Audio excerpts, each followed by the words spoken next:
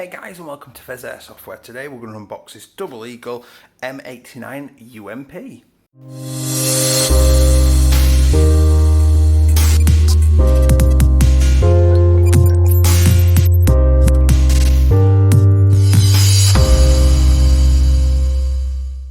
A massive shout out and thank you to the guys at Killhouse Airsoft, the Creek, for letting me film on site. Ratty, the head marshal, and his staff were brilliant, and it's really helped me out, so thanks a lot. So I just want to make a note on safety. Whether I'm disassembling, unboxing, chronoing, whatever it is I'm doing, I always make sure I'm in a completely safe environment. So that means most of my videos I'm always wearing eye protection just to make sure that my eyesight stays safe.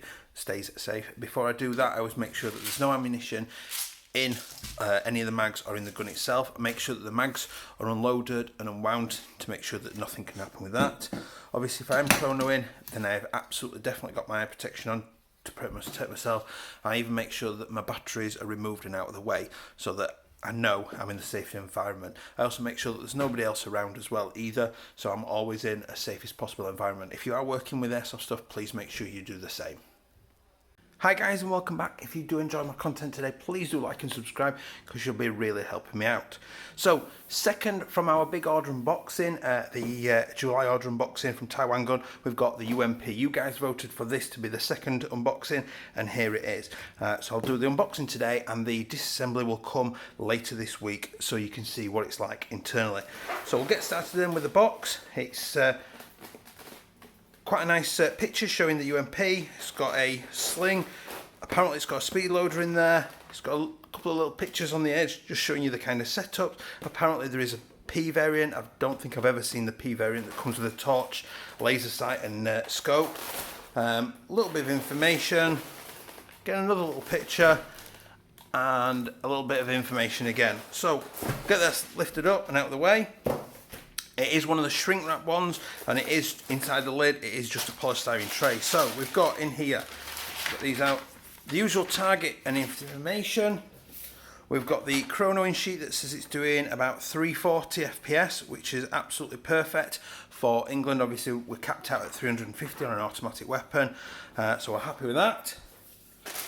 We've got a nice little manual in there just showing what's going off, and then there is the UMP itself. Now that is a really nice looking piece of kit, and it is, or it does appear to be, a clone of the G&G one, so it will take the G&G mags, and I'm going to comment something about that shortly. So you get a high cap mag, you get a 8.4 volt 1150 milliamp NIM type battery, you get a charger, you get a little sling in there. I'm not seeing any speed loader like it said. There's a little screwdriver and a little Allen key and a little bag of BBs in there as well, just to sort of get you started. Now they don't look very well polished. If anything, they're quite matte. They're a little bit rough actually. I probably wouldn't be putting those through my gun just because I can't guarantee that there'll be any sort of quality, but then I always say that I'll never use them. So cover those back up. We'll lift the UMP out. Oh, look at that. That is looking pretty damn nice. And in there we've got a cleaning or unjamming rod. Get that out of the way. So it is externally pretty much all plastic other than the odd couple of bits. So at the front here you've got a little muzzle brake, which has got a grub screw underneath. As part of the disassembly, I will remove that and get this off. I suspect it's possibly threaded underneath, but I can't remember exactly. I did have one of these many years ago. I used to love it. You've then got 3 metal rails on your handguard, which will come off. Again, we'll show that in the disassembly. You've then got your metal front sight, which can be removed with a little pin there. And you've got your charging handle, which you can do the HK slap. When you lock the charging handle open, lifting it up, it exposes your hop unit, metal hop unit. I believe that is a unique hop to this particular gun. Obviously it's a clone of the G&G, so it should be compatible if you can get their hop unit as well.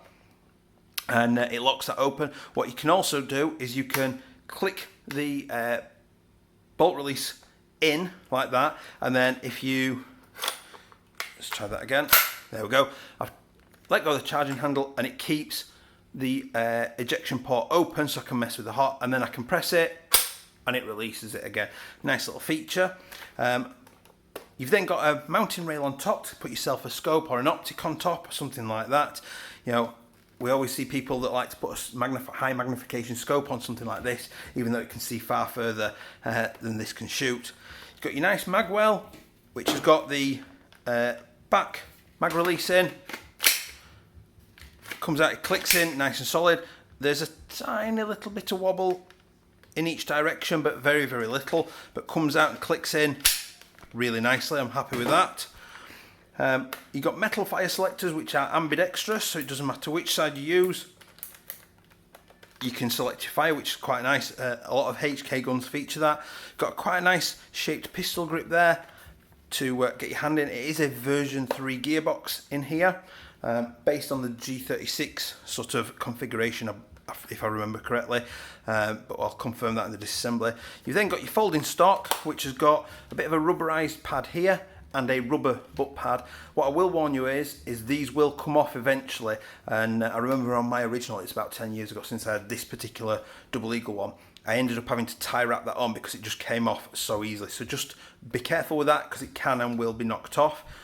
So to fold the stock, just big button there, just press it in and it clicks round onto a hook here, and that's fairly solidly going nowhere, and it means that the gun's nearly halved in length. So you've got obviously a lot more compact option for getting around tight corners, into buildings, that kind of thing. Or if you're trying to get really small in a woodland defensive position. So your battery then, you've got a little hatch at the back here, just pop it open and there is our battery storage down there. So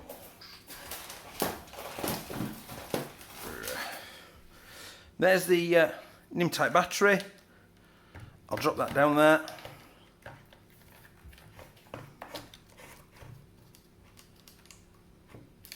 So that comes almost to the end there, so you've got just enough room to stick in the connectors once you've connected the battery up. Pull that back out.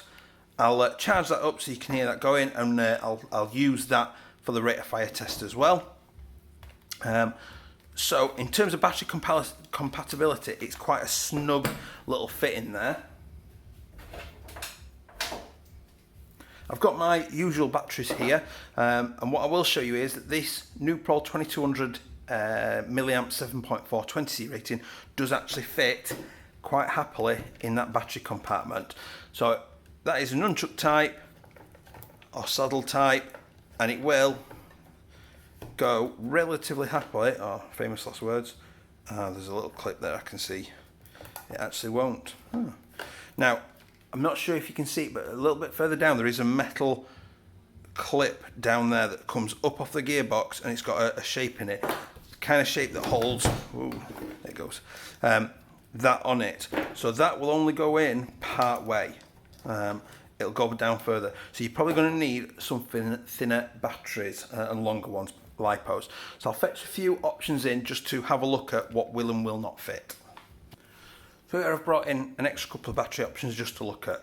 So this is the Airsoft LiPo Pack iPower 1200 milliamp, and that fits very happily and easily all the way down, and plenty of room for the connectors as well. So I'll let you hear that being fired.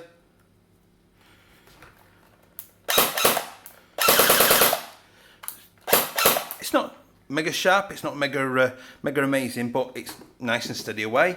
We've then got the 1100 7.4 15C 30 burst from 8 fields. Again, that very easily slots in there. Just be very careful, because if you let go, it might be hard to get hold of the wiring again to lift it back out.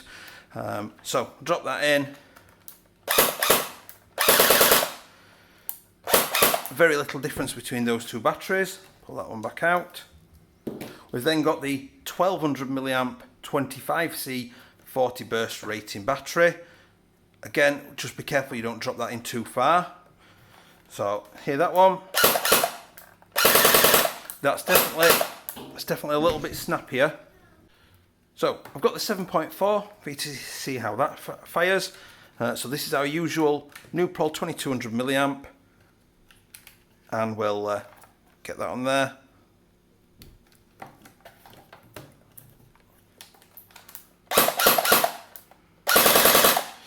Again, much like the other 7.4s we've just had in there, it's nice, it's steady away, it's not going to, you know, sort of ultra impress anybody or mega, you know, blow things away, but it's fairly standard, it's fairly easy going. It's probably between 10 and 13 rounds per second, I would have thought, based on the sound of that. So the standard Nuprol 2600 11.1 then, let's see how that sounds. We obviously know where this is going to go. Single, it's much snappier. Full auto, obviously much better.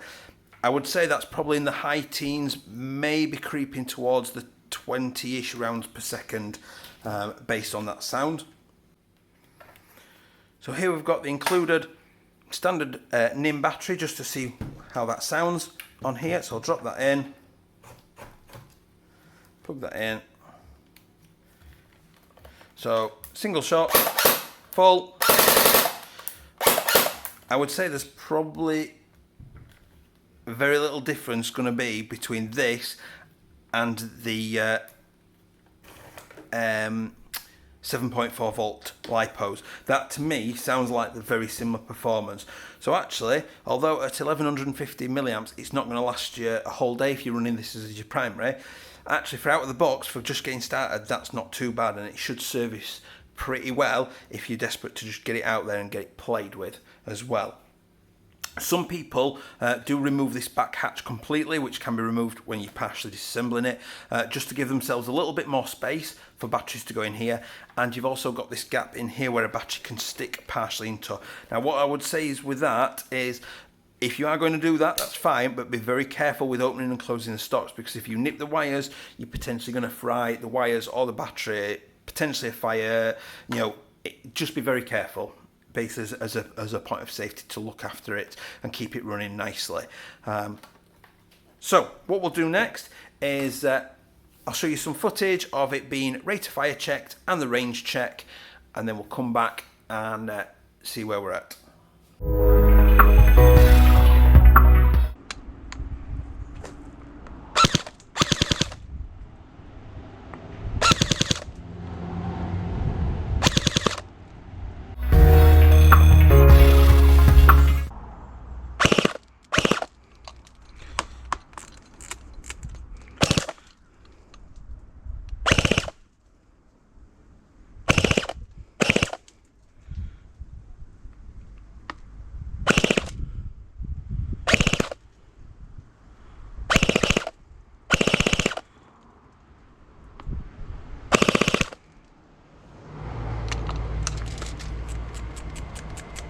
Try that again.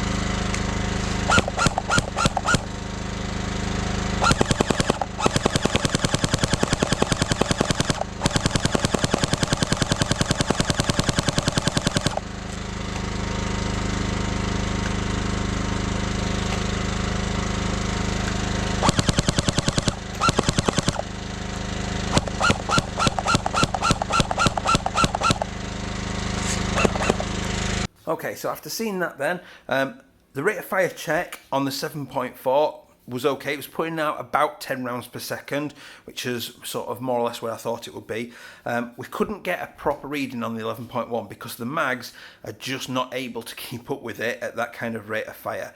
Now it might be that the G&G ones are a little bit better, and I do think these over time bed in a little bit and get better as they get a little bit older and get a bit more use. We did get 2 additional high caps with it, and unfortunately they did the exact same as well, and they just weren't keeping up with the rate of fire. So although it probably does need a high speed motor in it, it's possibly going to outperform the mags, and you're probably just going to drop down to single shot anyway. So maybe just an 11.1 and firing it on single shot. Single shot, it will go happily all day, every day. But what you've got to remember is it's just a tiny little tension spring in there that you compress in to feed the BBs up a very long mag. MP5 mags can sometimes have the same issue, and they tend to take a little bit to bed in, but can still have issues. So it's just something to be aware of. The other thing as well is they don't, when you're winding a high cap, you get so fine, you get the click that indicates that the spring is fully wound. Now with these, what I will say is that when you get that click, you don't get a click as such, you get a partial unwinding of the spring. So you're going to find yourself winding these mags far more often than you would of a normal high cap, like an M4 high cap or an AK high cap, because they have much bigger winding springs. In terms of the range check, it was sort of putting out about 35 meters, roughly. It was definitely higher than over 30 meters. It wasn't quite doing it as good as like the M89, the VSS of Interest, but it's pretty decent, especially considering how small it is. I dare say that will be instantly made better with a tight ball barrel, and B, with a better quality hot rubber in there, and you'll be shooting like a laser for a lot further, definitely up to 40 meters or more.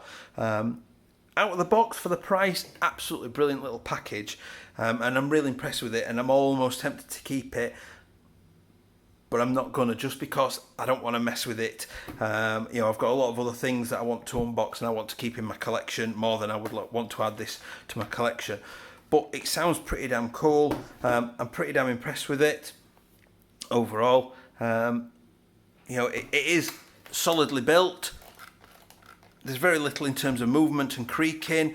I will say it's going to mark very easily. The marks on the body now are from me taking it in and out of the box half a dozen times and taking it to do the rate of fire check and the range check as well. The body is going to mark very easily, which for a lot of people that's a big issue because they like their guns to stay pristine forever. For some people like me, I like the battle damaged appearance of it. It just makes it look a little bit better, but it's just something to be aware of, that this will damage and mark very quickly and easily. So I'm going to leave the usual photos. I hope that's been useful to you. Please don't forget to like and subscribe, and I will see you next time. Bye.